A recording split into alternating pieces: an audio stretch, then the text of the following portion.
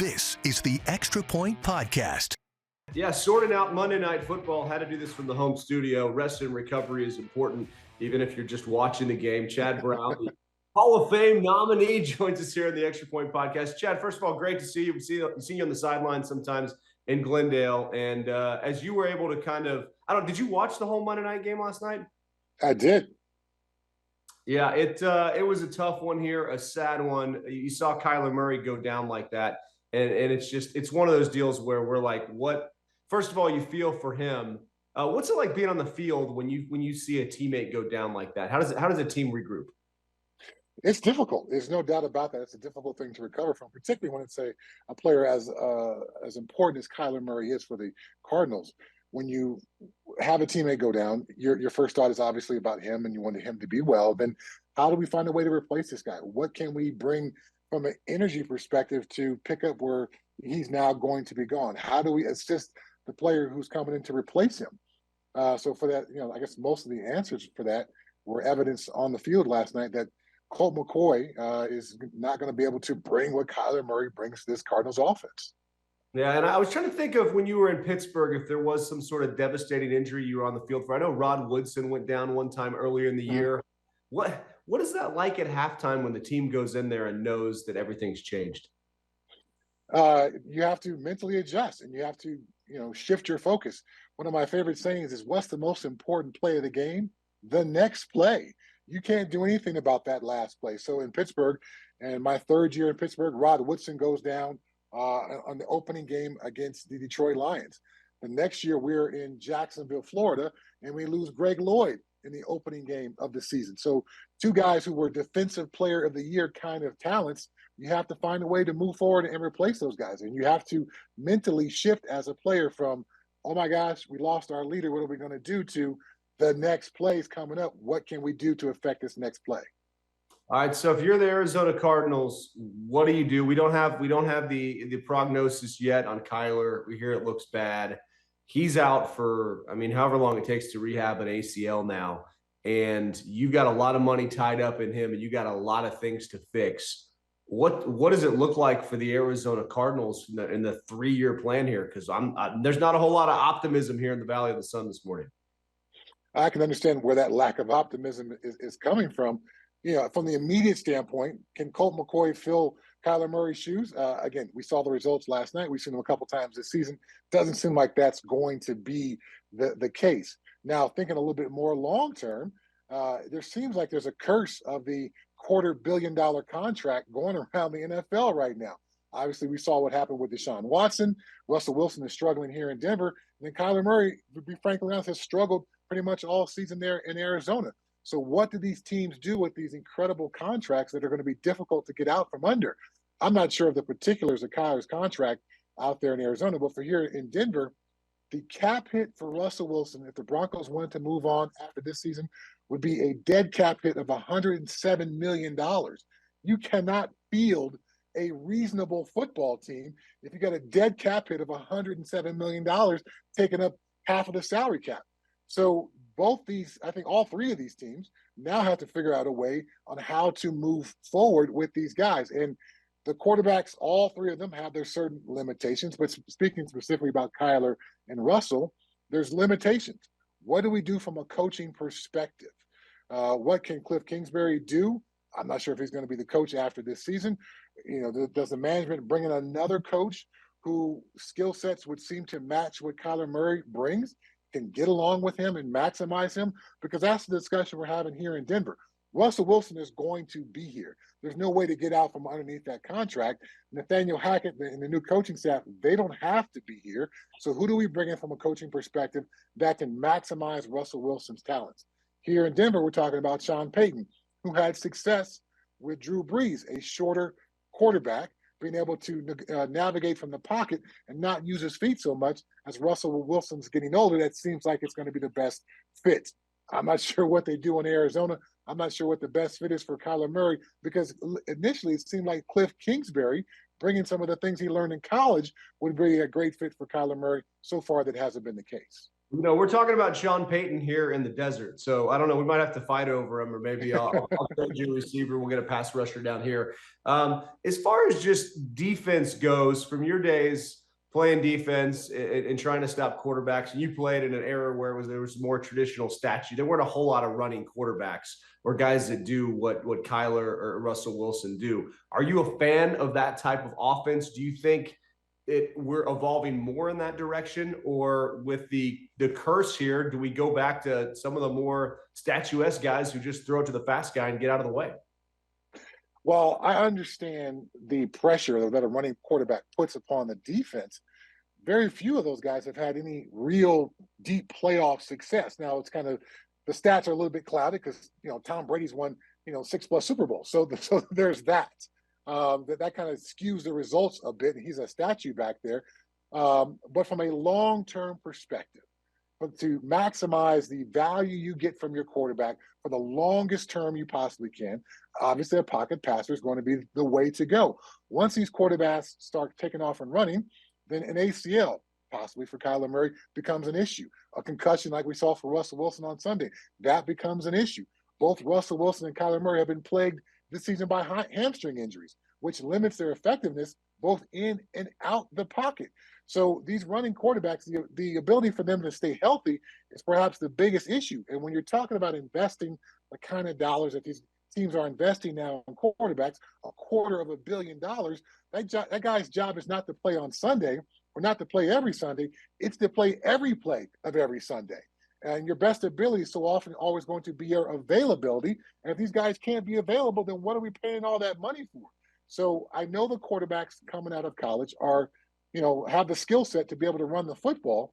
But again, if we're going to think long term, the pocket passer is always going to be your best solution. So Brett Rippon, Colt McCoy, this is a glimpse of the future of football this Sunday in Denver. Maybe not the future of football because you can only deal with what's coming out of college. But if you're going to, again, be able to hit your wagon to a quarterback for the longest term possible, that's going to be a pocket passer. There's a reason why the Baltimore Ravens don't want to give up all the money it's going to take to retain Lamar Jackson because they know he is literally just one play away from being nicked up or injured. As a former defensive player, I always had something extra for the quarterback. I always wanted to hit everybody as hard as I could, but if you're the quarterback, I got a little something extra for you. And I know I'm not the only guy who thinks that way from a defensive perspective. So these running quarterbacks need to understand that they are being hunted out there, and I got something extra to bring to you if I get a chance to hit you. But man, I can't stop watching Lamar Jackson though. Every time he's on TV, I have to watch. I did notice last night watching at Monday Night Football being on the field and just seeing RG3. He looks like he could still play, but just the pounding that his body took, and now he's broadcasting. So if you're the Cardinals and Kyler Murray, if you're the Broncos and Russell Wilson, where do you start building a team? If you have that much money tied up in a quarterback, do you start, if you're the GM, with a pass rusher? Do you start with your offensive line? Because there's the throwing is such a big part of the game now? Do you start in your secondary? Where do you begin?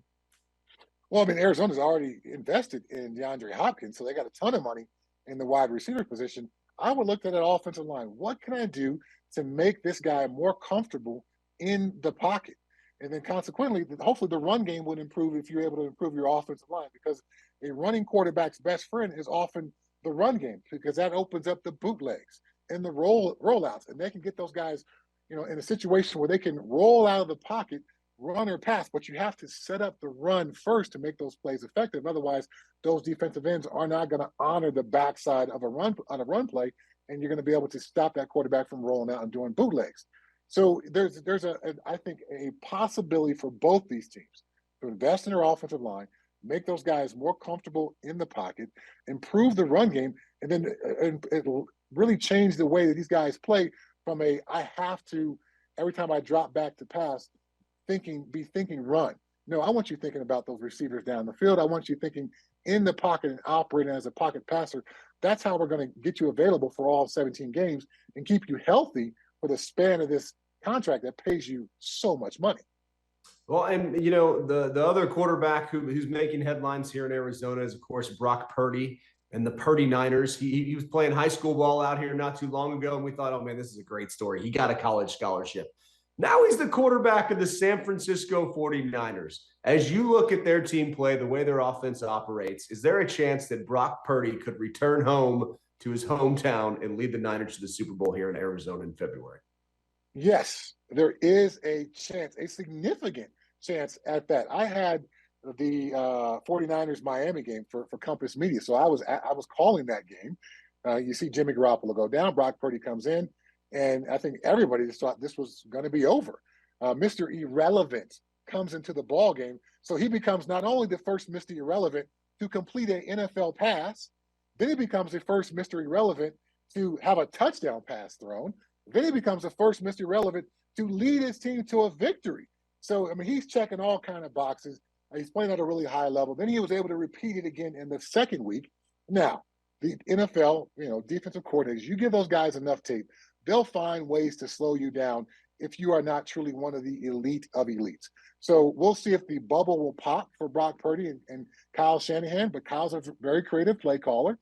They've got Christian McCaffrey. They got Deebo Samuel. Well, at least they'll should have Deebo Samuel back by the end of the regular season. So they've got some weapons offensively that can take a lot of pressure off a young quarterback like Brock Purdy, but he is making plays in critical situations on third and fourth downs. Kyle is trusting him to drop back in the pocket, identify the defense, and find the receiver down the field. So no, it is not out of the realm of possibility that he is leading the 49ers to a possible Super Bowl, not just in the game, but a possible Super Bowl victory. So who do you think will be here, and what games are you watching or maybe broadcasting this weekend where we can find you that will have a major impact on who will be in? I'll be on my couch this weekend. I got the weekend off, so that's nice. That's nice. I actually be driving my wife from Denver to our home in Arizona, so I'll be in your neck of the woods pretty soon. But San Francisco, Seattle, who's going to win that division? Minnesota, Buffalo. That's going to be interesting. New York Giants. The Commanders, who's going to win that division? And then to answer your last question, I got KC Philly in the Super Bowl, but it's been such a weird season. I could see a couple other teams possibly sneaking in there. Well, it's cold right now in Arizona, so you might want to stay up in Colorado, man. We're like Denver weather here, so hopefully my wife's a meteorologist. I'll have her work on the forecast. Well, your cold is far different than our cold here in Denver, so I'll take that Arizona cold well before I take this Colorado cold. Hey, you're a Buffalo. You're a Colorado Buffalo, an alum. So I did want to ask you about Deion Sanders. What has it been like since he walked on campus there in Boulder? And what do you think this does for the Pac-12 and the resurgence of Colorado to where they were when you played there? The excitement level and optimism has been absolutely bananas. Kind of, in some ways, resembles the excitement of the Bronco fan base when Russell Wilson became the quarterback. We see how that has played out. I expect things to go a little bit better for Deion up in Boulder than they have for Russell Wilson with the Broncos. But the excitement level is really high. He's already getting some 4- and 5-star recruits. I cannot remember the last time CU was able to pull in that level of recruit. So the optimism is very high. Do I think this is a long-term fit between the Buffaloes and Deion? No, I think he's going to move on to bigger pastures at some point. But at the very least, he's made the Colorado Buffaloes a nationally relevant college football team. Again, the transfer portal, which was making things very difficult for CU to improve their team. He got the administration to, or at least Rick George, the athletic director, got the administration to admit that. The salary they're willing to pay a head coach and his assistant coaches has been raised now to major college football level. So the changes that happen will help the Buffs in the future, even if Deion's not a long-term fit. I see a bowl game for the Buffs next year because all you got to get is the 6 wins. And the commissioner of the Pac-12 has already talked about Deion Sanders being able to raise the attention of the Pac-12 to a high enough level where he thinks he can raise the asking price for the Pac-12 in their pursuit of a media rights deal. Oh, wow. Well, that's the name of the game right now for sure. That's a really interesting point. Before you get out of here, I did want to congratulate you on being a Hall of Fame nominee. If there's anything we can do here in Arizona to all in the zone there, how do you kind of go about waiting for the knock on the door, the phone call, and what's the next couple months of your life like here? I don't think I'm going to be a first ballot nominee. This is the first year I've been nominated. When you're an older player like myself, I believe it takes some time. It helps to be in the media and have folks remember from you from your media times back what you used to do as a player. I've seen a similar thing with my friend Steve Atwater here in Denver. He had to go through this process for a number of years, and his presence as a media guy certainly helped. And then there's a lot of guys who are in the Hall of Fame who I played against and had some success against. I got sacks against Tony Baselli. I got sacks against Willie Roaf.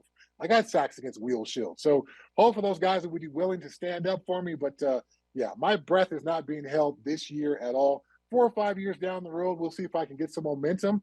But as they say with the Academy Awards, man, it's an honor just to be nominated. I just want to see Bill Cowher on the sidelines yelling at you and Greg Lloyd one more time. That's football, man. We don't see that anymore. We need that. Chad, Greg, just go out and sack the quarterback. That's fantastic. Hey, thank you so much for your time. Let's do this again. If you're in Arizona, stop by the studio. And yeah, good luck the rest of the season. Happy holidays. I appreciate it. Thanks for having me on, and I'll see you out there in AZ. Take it easy, buddy. The Extra Point Podcast is a production of 3TV, CBS5, and azfamily.com in Phoenix, Arizona.